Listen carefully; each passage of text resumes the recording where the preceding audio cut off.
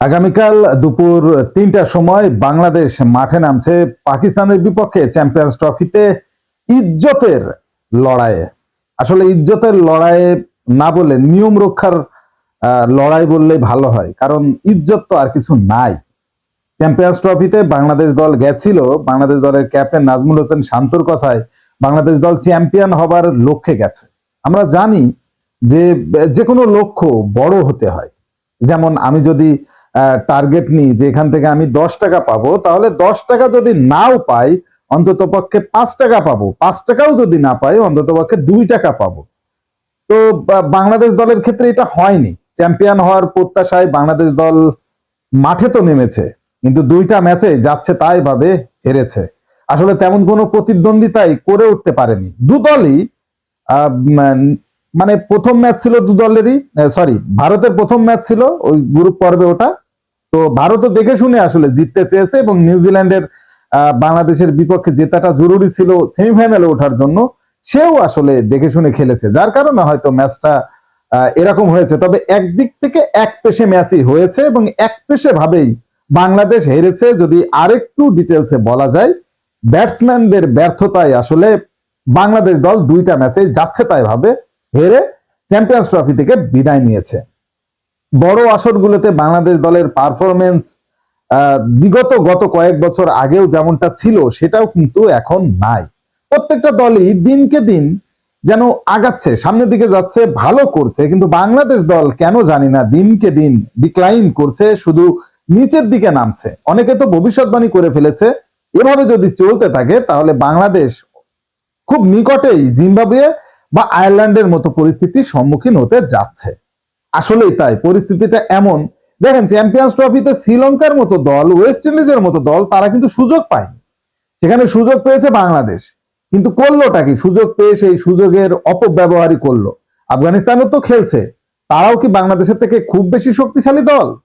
কিন্তু তারা কতটা ফাইট দিচ্ছে।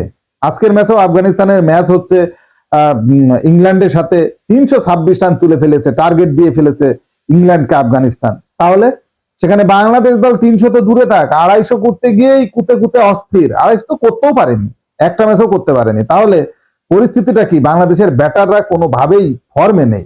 এবং এর ভেতরে আসলে আলোচনা হচ্ছে মুশফিকুর রহিম এবং মাহমুদুল্লাহ রিয়াদকে নিয়ে। তাদের দুজনের জন্য হতে পারে এটা শেষ ম্যাচ। যদিও সবকিছুই গুঞ্জন, বাংলাদেশের সাংবাদিকরাই আসলে গুঞ্জনটা ছড়াচ্ছেন। তো পাকিস্তান থেকে অবশ্য এমন কোনো নিউজ আসেনি, তবে সমালোচনার ঝড় কিন্তু বিভিন্ন দিক দিয়ে আসছে। ওয়াসিম আকরাম অলরেডি বলেই ফেলিয়েছেন যে মাহমুদুল্লাহ রিয়াদ এখানে ঘুরতে এসেছেন। মানে এমন একটা অবস্থা যাচ্ছে তাই পারফরমেন্স মুশফিকুর রহিমেরও। দুজনে মিলেই আসলে দীর্ঘদিন ধরে বাংলাদেশ দলকে সার্ভিস দিয়েছেন, কিন্তু এখন আর কেউ তাদেরকে চাইছে না। নিশ্চিতভাবেই আগামীকালকের ম্যাচে পরিবর্তন আসবে। ইমনের খেলার সুযোগ আছে, একটা ম্যাচও সে সুযোগ পায়নি, এবং ইয়াং স্টার যারা তারা অবশ্যই সুযোগ পাবে। তো সব দিক মিলিয়ে আসলে আগামীকাল পাকিস্তানের বিপক্ষে যে নিয়ম রক্ষার ম্যাচ, সেই ম্যাচেও আসলে পাকিস্তানই কিন্তু এগিয়ে থাকছে, কারণ আসলে তাদের দেশের মাটিতে খেলা, সবকিছুই তাদের কন্ট্রোল আছে। যদিও পাকিস্তান বাংলাদেশ সমপর্যায়ে আছে, প্রত্যেকেই 2টা করে ম্যাচ খেলে 2টাতেই হেরেছে ভারত এবং নিউজিল্যান্ডের বিপক্ষে। সুতরাং আগামীকালকের ম্যাচটা আসলে নিয়ম রক্ষা না, ইজ্জত রক্ষারই ম্যাচ। কারণ অন্ততপক্ষে পাকিস্তানের সাথে বাংলাদেশ দল চাইবে, আমাদের ক্যাপ্টেন নাজমুল হোসেন শান্ত চাইবে যে পাকিস্তানের সাথে অন্ততপক্ষে জিতে সিরিজটা শেষ করি। তাতে করে এই আপামর যে বাঙালি জনগোষ্ঠী, তারা কিন্তু ওই যে চ্যাম্পিয়ন্স ট্রফির সেমিফাইনাল উঠতে পারলো না বাংলাদেশ, ফাইনাল খেলতে পারলো না, এই আফসোসের হাত থেকে কিন্তু বাঁচবে। আমার কাছে মনে হয় এইটা হলে পারে আসলে মন্দ হয় না।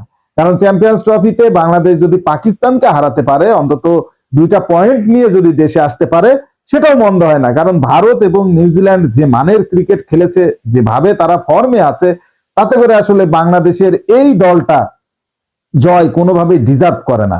পাকিস্তানের অবস্থাও দোদুল্যমান অবস্থায় আছে, পাকিস্তানেরও ব্যাটাররা তেমন একটা ফর্মে নেই। সব দিক মিলিয়ে আমার কাছে যেটা মনে হয়েছে, আগামীকাল যে দলই জিতুক, আমার কাছে মনে হয়েছে একটা হাড্ডাহাড্ডি লড়াই হবে। অন্ততপক্ষে আমরা যেটা মিসিং দেখেছি পাকিস্তান এবং বাংলাদেশের সাথে নিউজিল্যান্ড এবং ভারতের ম্যাচগুলোতে, সেইটা আগামীকাল হবে। অন্ততপক্ষে একটা হাড্ডাহাড্ডি লড়াই হবে। তবে আমি এগিয়ে রাখছি আসলে পাকিস্তানকেই, কারণ পাকিস্তানকে আমি জয়ের চান্স দিচ্ছি 60%, আর বাংলাদেশের জয়ের চান্স 40%। যদি বাংলাদেশের ব্যাটাররা ক্লিক করে, সেক্ষেত্রে কিন্তু পাকিস্তানের হারার সমূহ চান্স আছে। আপনার প্রেডিকশন কি? কমেন্টসে জানান।